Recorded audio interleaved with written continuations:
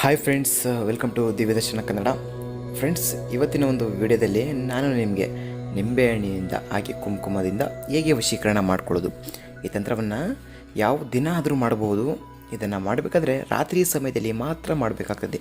ಬೇರೆ ಯಾವ ದಿನ ಮಾಡಿದರೂ ಸಹ ಇದು ವರ್ಕೌಟ್ ಆಗಲ್ಲ ಫ್ರೆಂಡ್ಸ್. ಈ ತಂತ್ರವನ್ನು ಮಾಡಬೇಕಾದ್ರೆ ಯಾರಿಗೂ ತಿಳಿದಿರಬಾರ್ದು, ಹಾಗೆ ಯಾರಿಗೂ ಗೊತ್ತಾಗಿರಬಾರ್ದು.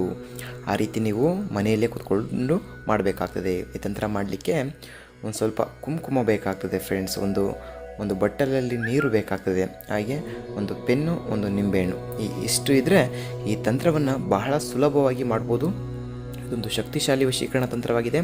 ಈ ತಂತ್ರನ ಮನೆಯಲ್ಲಿ ಮಾಡೋಕ್ಕಾಗಲ್ಲ ಗುರುಜಿಗಳೇ ಅಂತ ಹೇಳಿದರೆ ಡಿಸ್ಪ್ಲೇ ಆಗ್ತದೆ ನೋಡಿ, ಪ್ರಖ್ಯಾತ ಗುರುಗಳ ನಂಬರು.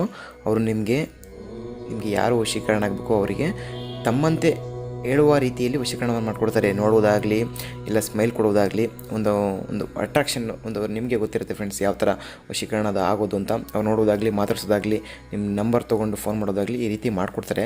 ಡಿಸ್ಪ್ಲೇ ಆಗ್ತಿರೋ ಗುರುಜಿ ನಂಬರ್ಗೆ ಕಾಲ್ ಮಾಡಿ 100% ವಶೀಕರಣವನ್ನು ಮಾಡಿಕೊಡ್ತಾರೆ. ಈ ತಂತ್ರನ ಮಾಡಬೇಕಾದ್ರೆ ಯಾರಿಗೂ ಗೊತ್ತಿರಬಾರ್ದು. ಒಂದು ನಿಂಬೆಹಣ್ಣನ್ನು ತೆಗೆದುಕೊಳ್ಳಿ. ನಿಂಬೆಹಣ್ಣಿನ ಒಂದು ಭಾಗದಲ್ಲಿ ಮೊದಲಿಗೆ ನಿಮ್ಮ ಹೆಸರನ್ನು ಬರೆದುಕೊಳ್ಳಿ. ನಾನು ಬರ್ಕೊತಿದ್ದೆ ನೋಡಿ, ಅದೇ ಪ್ರಕಾರವಾಗಿ ನಿಮ್ಮ ಹೆಸರನ್ನು ಬರೆದುಕೊಳ್ಳಿ. ನಾನು ರಾಜು ಅಂತ ಬರ್ಕೊಂಡಿದ್ದೀನಿ, ಉದಾಹರಣೆಗೆ ರಾಜು ಅಂತ ಬರ್ಕೊಂಡಿದ್ದೀನಿ. ಅದರ ಬ್ಯಾಕ್ ಸೈಡ್ ನಿಮಗೆ ಯಾರು ವಶೀಕರಣ ಆಗಬೇಕು ಅವರ ಹೆಸರನ್ನು ಬರೆದುಕೊಳ್ಳಿ. ಮೊದಲಿಗೆ ನಿಮ್ಮ ಹೆಸರನ್ನು ಬರೆದುಕೊಂಡಾದ್ಮೇಲೆ ನಿಮ್ಮ ಹೆಸರು ಬರ್ಕೊಂಡು ಅದರ ಪಕ್ಕದಲ್ಲೇ ಒಂದು ಮೇಲ್ಭಾಗದಲ್ಲಿ ಒಂದು ಸ್ವಸ್ತಿಕ್ ಚಿಹ್ನೆಯನ್ನು ರಚಿಸ್ಕೊಳ್ಳಿ. ಈ ರೀತಿ ರಚಿಸ್ಕೊಂಡಾದ್ಮೇಲೆ ಅದರ ಪಕ್ಕದಲ್ಲೇ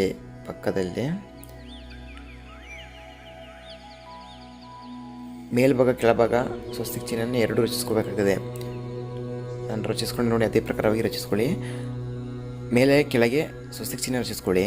ಸೈಡ್ ಭಾಗದಲ್ಲಿ ಮೊದಲಿಗೆ ನಿಮ್ಮ ಹೆಸರು ಪ್ಲಸ್ ಚಿಹ್ನೆ ಆಗಿಬಿಟ್ಟು ಇನ್ನೊಂದು ಭಾಗದಲ್ಲಿ ನಿಮಗೆ ಯಾರು ವಶೀಕರಣ ಆಗಬೇಕು ಅವರ ಹೆಸರನ್ನು ಬರ್ತ್ಕೊಳ್ಳಿ. ಬರ್ಕೊಂಡಾದ್ಮೇಲೆ ಆ ನಿಂಬೆಹಣ್ಣನ್ನು ನೀರಿನ ಒಳಗೆ ಹಾಕಿ, ಒಂದು ಬಟ್ಟಲಲ್ಲಿ ನೀರನ್ನು ತೆಗೆದುಕೊಂಡು ಆ ನೀರಿನ ಒಳಗೆ ಹಾಕಿದ ಮೇಲೆ ಏನು ಮಾಡಬೇಕು ನೋಡಿ, ಆಗ್ತದೆ ನೋಡಿ, ಅದೇ ಪ್ರಕಾರವಾಗಿ ನೀವು ನೀರೊಳಗೆ ಹಾಕಬೇಕಾಗ್ತದೆ.